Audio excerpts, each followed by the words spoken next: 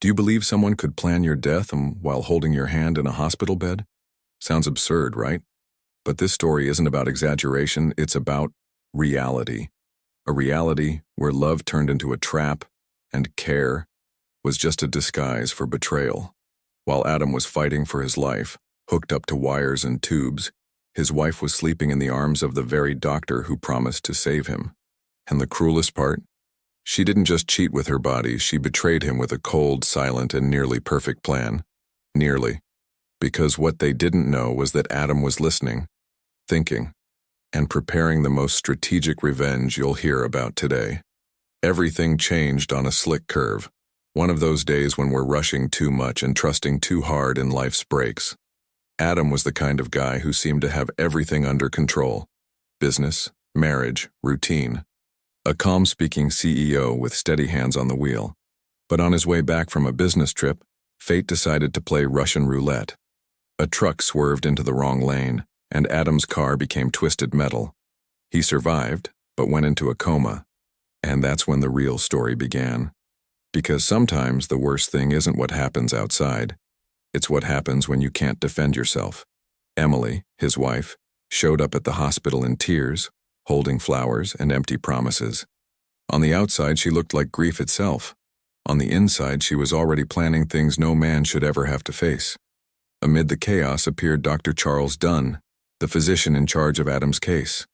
Tall, well-spoken, with that kind of calculated charm some people confuse with empathy. At first, he was just the doctor.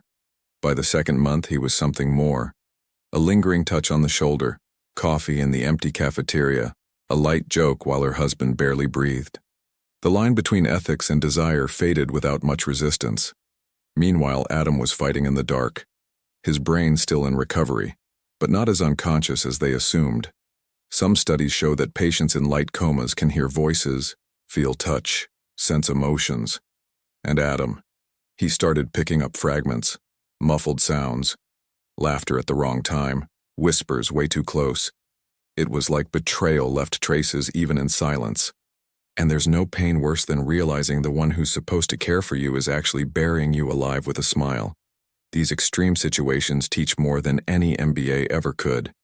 Adam, still motionless, already felt the wound of betrayal growing faster than his internal injuries. It's the kind of pain that wakes you up on the inside, even when your body is shut down. And if there's one thing you should take away right now, it's this. There's no such thing as a small red flag when your gut is screaming. Whether in marriage, at work, or even in friendships, if something feels off, it probably is. Ignoring it is like speeding with the handbrake on. Eventually, everything breaks. Betrayal doesn't start with a kiss.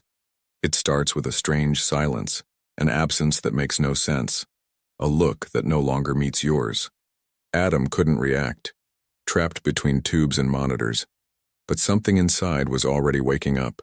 His soul, even asleep, started lifting its head. And here's a crucial point. Revenge, when it matures in silence, becomes more lethal than any outburst of rage. Because it's calculated, cold, and, above all, fair. Most people only understand the value of resilience when they're on their knees. But Adam, even unconscious and flat on his back, began rebuilding from within. His soul was on alert. The man who went into that coma was one person. The one who would wake up would be another. And if you think this story is already controversial, just wait until you find out what was happening every night. Just a few feet from his hospital bed. Hospitals are supposed to be places of healing, but for some, they become the perfect stage for betrayal disguised as compassion. That's exactly what happened with Emily and Dr. Charles Dunn. What started as lingering looks turned into subtle touches, then into secret encounters within the very walls where Adam lay suffering. His room was just a few doors away from where the two of them gave in to desire. And the most outrageous part? All of this was happening while he was still breathing through machines, as if his presence was invisible, as if his pain gave her permission to feel free. Emily used her grief as an excuse to cross every line. She said she needed emotional support, that she felt alone, that the marriage was already over. Dr. Dunn, on the other hand, used his white coat as a shield to hide his desire. It didn't take long before she started influencing Adam's treatment directly. She questioned every procedure, every sedative, every sign of improvement, and as a doctor, Dunn's word carried weight. Together, they kept pushing Adam deeper into that limbo under the pretense of not wanting to see him suffer. And here comes a practical life lesson. When someone close starts getting too involved in decisions that don't belong to them, whether it's a project, a business, or a hospital room, sound the alarm. Control disguised as care is one of the most dangerous masks manipulation can wear. Emily didn't just want to break free. She wanted to erase Adam's existence slowly, like someone snuffing out a candle one breath at a time. And with every technical visit, the doctor got closer to her and further from the ethics he had sworn to uphold. But here's something most people don't know, or choose to ignore. The body remembers. Even in a coma, Adam began showing small reactions. Nothing miraculous, but minimal responses. A twitching muscle, a trembling finger, a single tear. Yet these were all dismissed. Dr. Dunn claimed they were neurological residue. Emily said, maybe it's best to let him go. But something inside was still pulsing. A kind of life that couldn't be measured by charts or medical protocols. It was his soul refusing to be abandoned. Betrayal, in its cruelest form, isn't when someone replaces you. It's when they discard you while you're still present. Emily didn't just cheat with her body. She betrayed with intention, with a plan, with the rush to start over. And the doctor, accomplice to this morbid performance, turned his profession into a weapon. They thought they were acting in the shadows. But shadows only exist where there is light. And the truth, my friend, is a light that never completely goes out. What's ironic is that the more they conspired, the more Adam awakened inside. His body was still trapped, but his mind was pacing back and forth, observing everything. It was like watching your own death being planned and storing every detail for later use. Because sometimes the best revenge is letting someone believe they've already won. And while they basked in their dirty little secrets, they had no idea they were being carefully watched. And the game, quietly, was starting to shift. Emily had always had a thing for control. When Adam was healthy, she couldn't get her way as easily. But with him in a coma, she became the sole emotional and legal authority in the room. With a signature Adam had once given her in good faith, she gained power over everything. Assets, the company, medical decisions. That included, of course, the will, where she was listed as the sole beneficiary. And that's when her eyes lit up, not with grief, but with opportunity. Because when love dies, money becomes consolation. And in their case, we're talking about nearly $4.2 million. Wasting no time, Emily started working behind the scenes.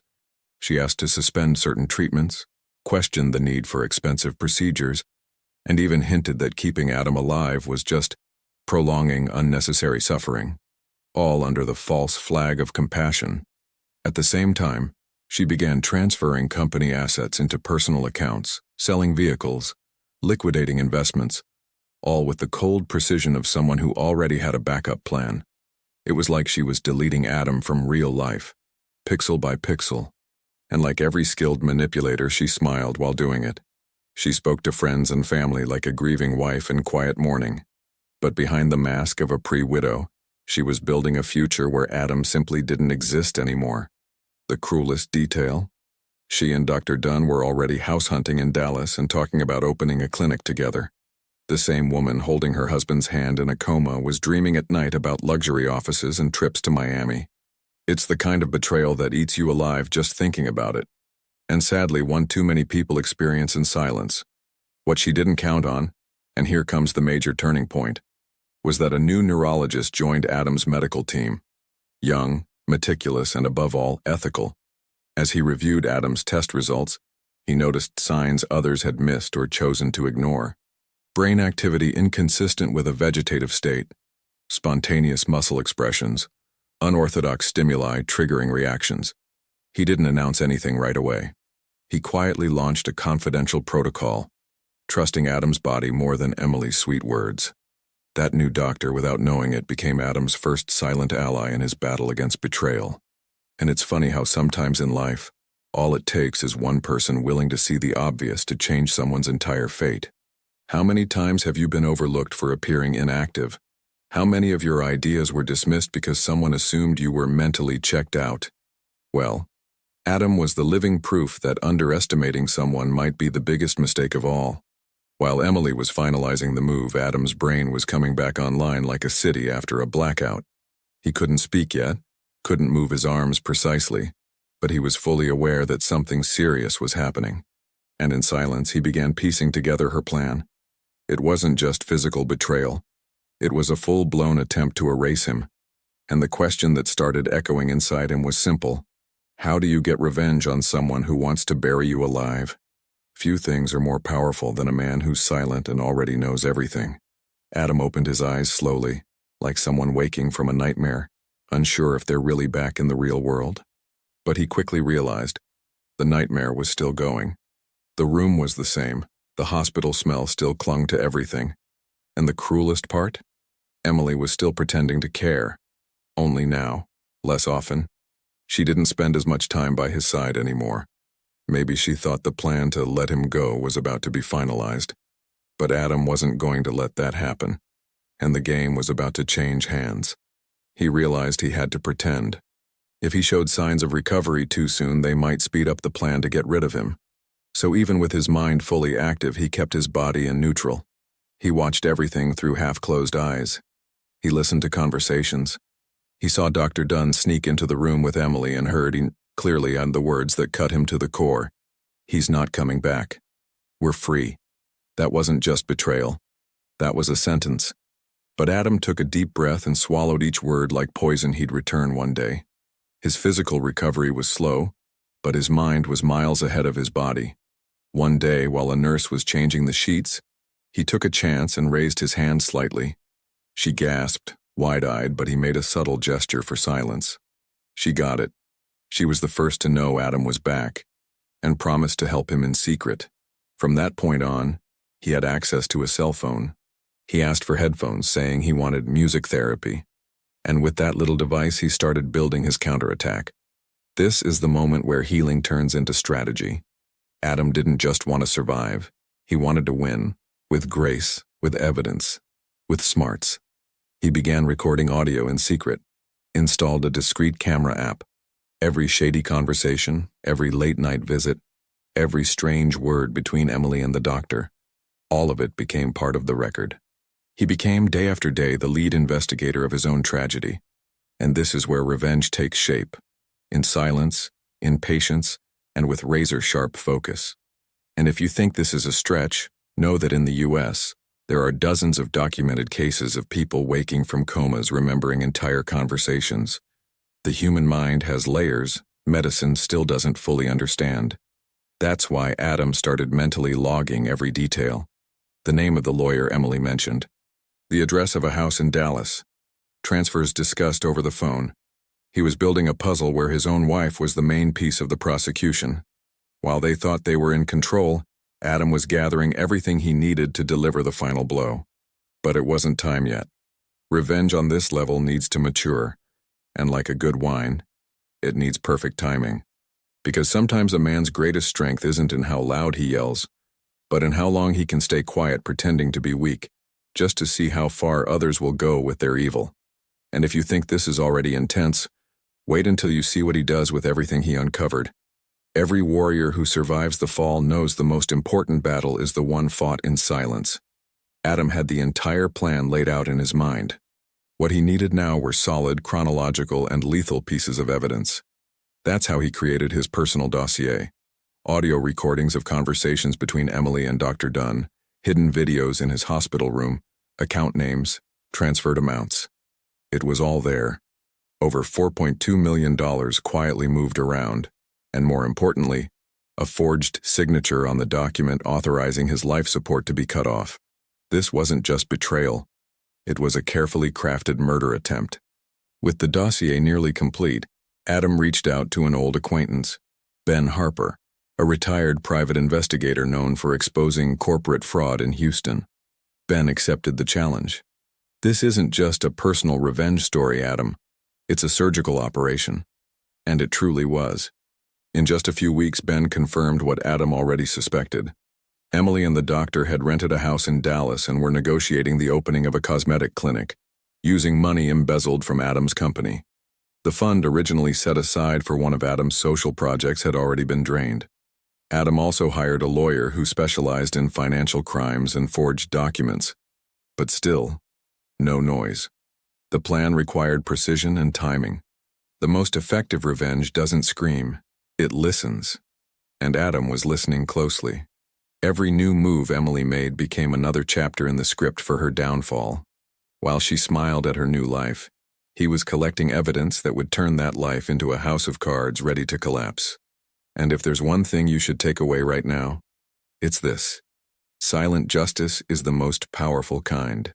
In practice, this strategy is exactly what you should apply to many areas of your own life. For example, when betrayed by a business partner or colleague, the immediate reaction might feel right, but it's the strategic response that leaves a lasting impact. Instead of blowing up, investigate. Instead of accusing, document. Use tools like hidden recording apps, banking histories, email logs. Just like Adam, you've got to turn pain into planning, emotion into a roadmap, outrage into legal action. His strength came from self-control. He didn't cry injustice in the hospital. He used time in his favor. While the traitors thought he was still a broken man, he was becoming a fortress. And here's the twist. Emily, thrilled that their Dallas house had been approved and the clinic would be named after their new phase of life, started exposing herself even more. Social media posts, speakerphone calls, careless texts. Like many traitors, she felt invincible, and that was her fatal mistake. Adam knew the moment was coming. The board was set, the pieces in place, and the players distracted by their own arrogance. Silence, which had once been his prison, was now his greatest weapon. He didn't need an audience, just one precise move, and that's exactly what he was about to make. With poise, with coldness, and with the kind of elegance only a man betrayed to his core can pull off. The day had come. Adam chose the setting with the cold precision of a seasoned strategist. An upscale restaurant, low lighting, soft music, the kind of place where Emily felt important. He knew she'd accept the invitation. After all, she still believed he was fragile, looking for closure, maybe even an emotional goodbye. But what awaited her at that table was anything but emotional. It was raw justice. Revenge served in the most elegant way a betrayed man could offer. When she arrived wearing the perfume that used to symbolize their love, Adam didn't even smile. Emily tried to keep her composure. She asked questions, trying to sound concerned. "How have you been feeling?" she said with a nervous smile. Without raising his voice, Adam slid an envelope across the table. "Better now. I think it's time you took a look at this." Inside were photos, documents, bank statements, screenshots of conversations, tampered medical records, and a flash drive. She hesitated. He insisted. "You might as well open it now. It'll save you time later." She opened it, and her world collapsed in real time. The flash drive held even more devastating content. A video, set to soft background music, documentary style, showing scenes of the betrayal spliced with screenshots, audio recordings, and even security footage from the hospital. It wasn't just proof. It was a mirror of her disgrace. Emily turned pale. Her hands trembled. She tried to deny everything, but Adam stayed silent. His calm unnerved her more than any scream ever could. When she stood to leave, he said only one thing. "You're going to need a lawyer." The next morning, Emily was stunned by a visit from the police and a formal court summons. The crimes went far beyond infidelity. Forgery, attempted murder, financial fraud, corporate embezzlement. And Dr. Charles Dunn? He was arrested in his office, mid-consultation. The local media got wind of the anonymous tip submitted by Adam, and the story spread like wildfire. This wasn't just a personal vendetta. It was a reckoning for everything they had destroyed. If you've ever been betrayed and felt like your world was crashing down, understand this. Yes, it's possible to rise, but it takes strategy. Adam didn't scream, didn't beg, didn't grovel. He just waited. And while he waited, he built an airtight case. It's the same mindset you can apply to personal or professional life. When someone stabs you in the back, don't strike back with the same blade. Build a courtroom.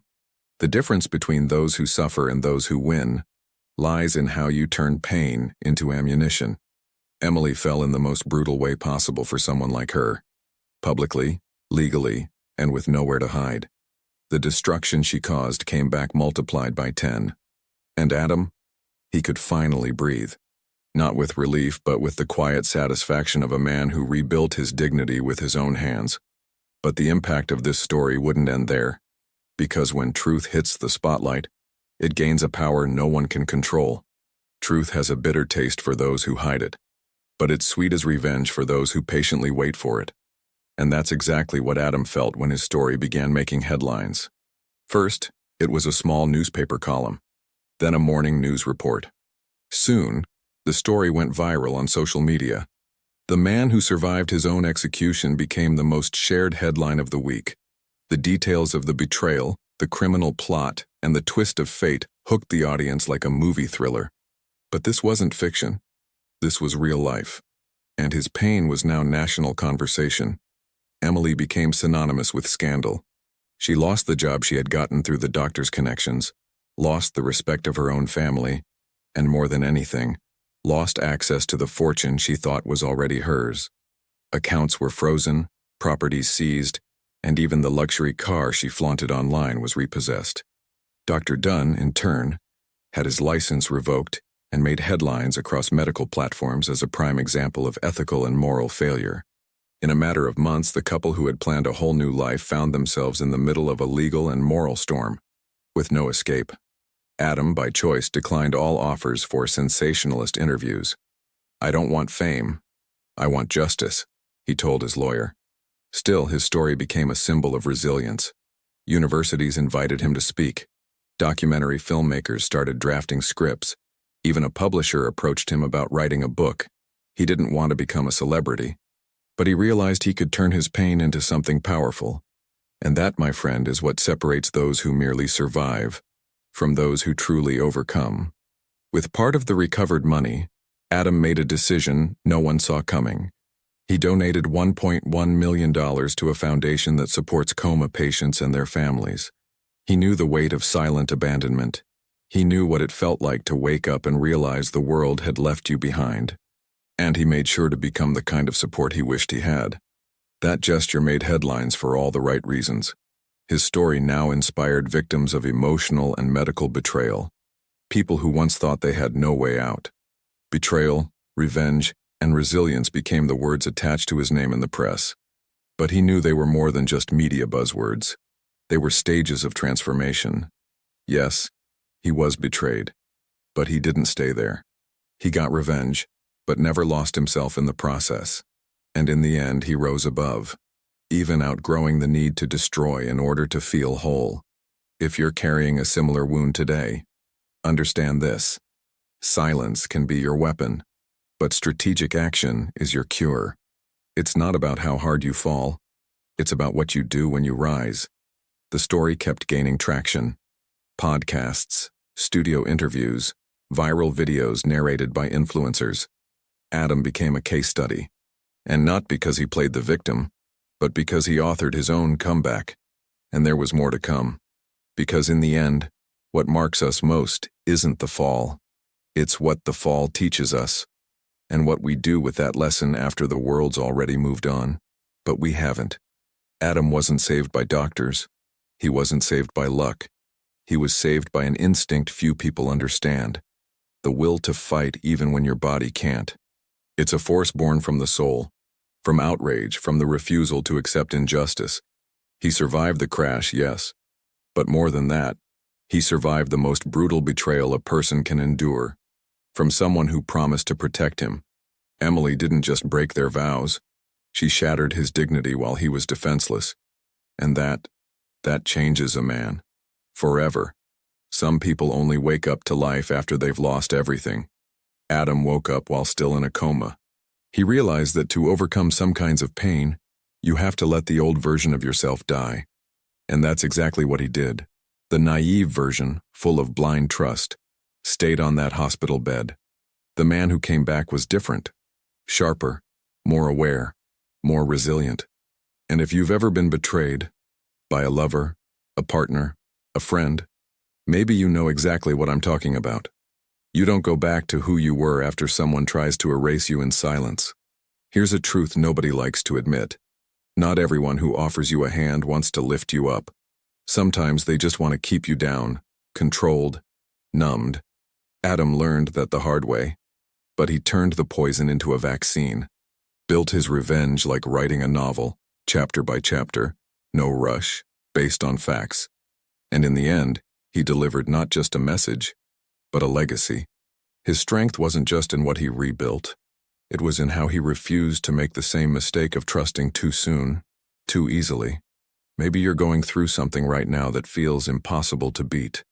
A silent betrayal, a plan being drawn behind your back, someone smiling at you while holding a knife, and you, like Adam once did, feel paralyzed. But let me tell you a secret. Paralysis isn't death. You might be still on the outside, but if your mind is awake, your comeback starts there. Start taking notes, watching closely, identifying patterns. Use the pain as a magnifying glass. Every betrayal leaves signs. You just have to stop covering your eyes. Adam didn't need to shout to be heard, didn't need violence to get revenge. He used the system, strategy, emotional intelligence. And that, believe me, is the kind of power no traitor knows how to fight. When someone expects you to break, and you respond with a dossier, with receipts, with a legal and emotional twist, you don't just win, you change the game. And once that happens, you never play the same again. You play smarter. You become untouchable. And that's why, in the end, Adam wasn't looking for punishment, he was looking for peace. True revenge is proving that nothing, absolutely nothing, was enough to stop you. Not the crash, not the betrayal, not the emotional assassination attempt. He won because he refused to die inside. And the question he would leave for anyone hearing this story is, what are you going to do with the pain someone tried to cause you? Will you drown in it, or build your comeback with it? And what if it were you, stuck between life and death, while the people who claimed to love you plotted behind your back? The worst kind of betrayal isn't what they do to us. It's that they do it thinking we'll never fight back. Adam proved that even in silence, you can plan the most powerful comeback. So now tell me, how many truths are you ignoring right now? How many smiles are just masks looking back at you? If this story made something click inside you, leave a comment below. And of course, hit subscribe, turn on the bell, like the video, and share it with someone who needs to open their eyes while there's still time.